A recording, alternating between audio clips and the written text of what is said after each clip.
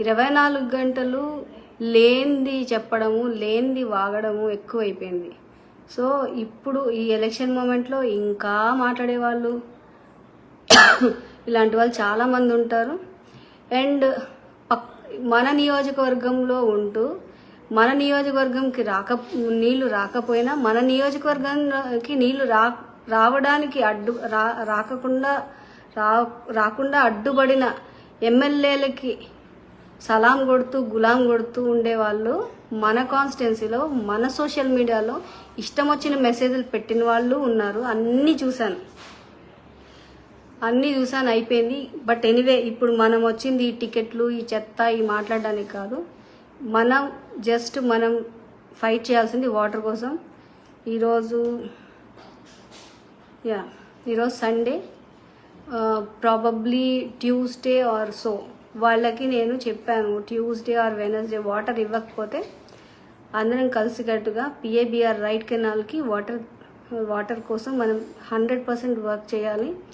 And మన కాన్స్టిట్యున్సీలో ఉండి మన రైతులు ఏడుస్తున్నా కానీ పక్క నియోజకవర్గాల ఎమ్మెల్యేల వాళ్ళ ఆనందం కోసమో, ఎవడో సాటిస్ఫై చేయడం కోసమో పనిచేసే వాళ్ళందరూ ఈ మన లైవ్లో ఉండేవాళ్ళు, ఇష్టం వచ్చినట్టు మెసేజ్లు పెట్టేవాళ్ళు.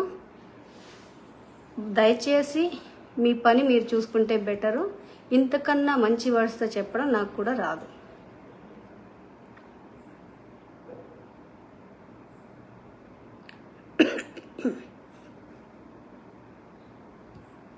అండ్ వాట్ ఎల్స్, మన కాన్స్టిట్యున్సీ రైతుల కోసం పోరాడే వాళ్ళు నాతో ఉండొచ్చు. అలాగే వేరే కాన్స్టిట్యున్సీ ఎమ్మెల్యేల కోసం మన కాన్స్టిట్యున్సీ అంటే రైతులు ఏమైపోయినా పర్వాలేదని పనిచేసేవాళ్ళు దయచేసి మీరు ఈ లైవ్లోంచి వెళ్ళిపోండి.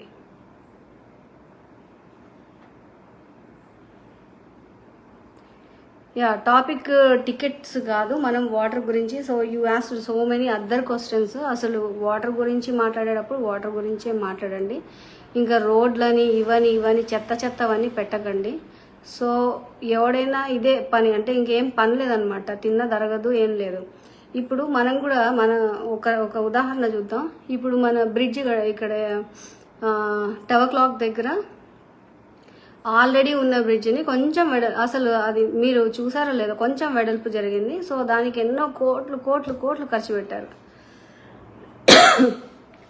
నాకు ఆశ్చర్యం వేసింది, అంటే అంత ఖర్చు పెట్టిన తర్వాత కూడా పెద్ద డిఫరెన్స్ ఏం రాలేదు. అండ్ ట్రాఫిక్ కూడా నేనేం చాలా తగ్గిపోయి అసలు ట్రాఫికే లేనట్టు కనిపించింది కూడా నేనేం చూడలేదు.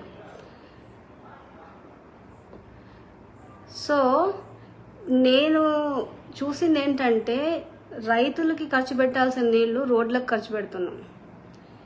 ప్రతోడు సింగనమల నియోజకవర్గంలో వరి పండుతుంది, వేరే అదర్ గ్రెయిన్స్ పండుతాయి, పండ్లు పండుతాయి, అండ్ కూరగాయలు పండుతాయి. ఇవన్నీ కూడా తిని ఎంజాయ్ చేస్తారు. మరి సింగనమల నియోజకవర్గ రైతులకి నీళ్ళు ఇవ్వాలన్నప్పుడు మాత్రం ఎవ్వరు అసలు నోరిప్పరు అనమాట. అంటే అసలు మిగతా కాన్స్టిట్యున్సీ వాళ్ళందరికీ చాలా బాధ, పెయిన్ వచ్చేస్తుంది.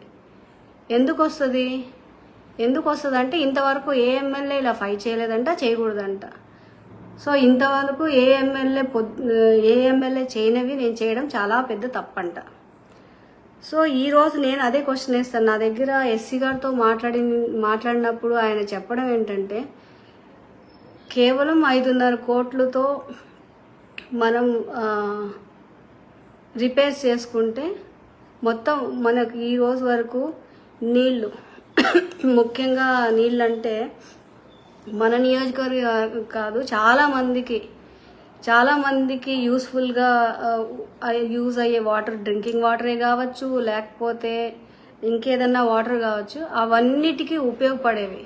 అంటే ఆ గేట్స్ రిపేర్ చేసుకోవాలి. ఆ గేట్స్ రిపేర్ చేసుకోవడం 5.5 కోట్లు పడతాం. 100 కోట్లు పెట్టి కట్టిన రోడ్డే కట్టి తిప్పి కట్టి ఇవన్నీ చేయడం వల్ల వచ్చేది లేదు. రోడ్డు అడిగే ప్రతి వాడికి చెప్తున్నా, రోడ్డు కన్నా ఇంపార్టెంట్ మనకి గేట్స్ మనం బాగు చేసుకోవాలా, లేదా కొత్త గేట్స్ వేసుకోవాలా. ఎందుకంటే కొత్త గేట్స్ వేసుకుంటే కూడా మనం ఈరోజు వాటర్ అడుక్కోవాల్సిన అవసరం వచ్చేది కాదు. వాటర్ అంతా ఊరికే లీకేజ్లో వెళ్ళిపోయినాయి. అదే ఆ వాటర్ ఉంటే ఈరోజు మనకి కష్టం ఉండేది కాదు.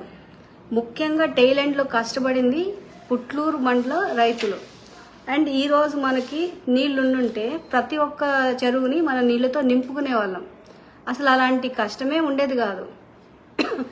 రైతు పంట పండిస్తే పందిలా తిని ఈరోజు అడ్డమైన కామెంట్లు పెట్టే వాళ్ళందరికీ నేను చెప్తున్నాను, రైతు ఏడుస్తున్నాడు అన్నప్పుడు రైతు పక్కన నిలబడాలి, లేకపోతే తిండి లేక చచ్చిపోతారు. రైతు ఏడ్చిన రోజు నిజంగా ఏ ప్రభుత్వాలు నిలబడవు, ఎవడు కూడా బతకలేడు.